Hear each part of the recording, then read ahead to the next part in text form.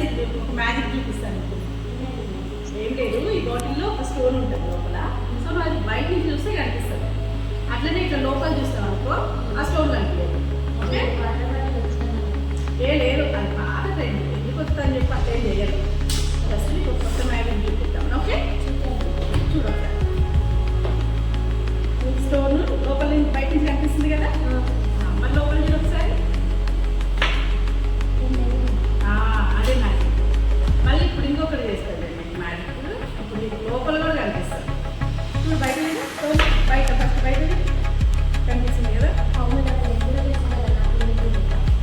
చూడు మరి ఒకసారి లోపల. నువ్వేమో వద్దుతాను చేస్తానా అని అంటావు. ఇప్పుడు ఒకసారి మళ్ళీ చూసుకో నువ్వే. లోపల చూసుకొని చూడు ఒకసారి లోపల కలర్ కూడా చేంజ్ అవుతుంది.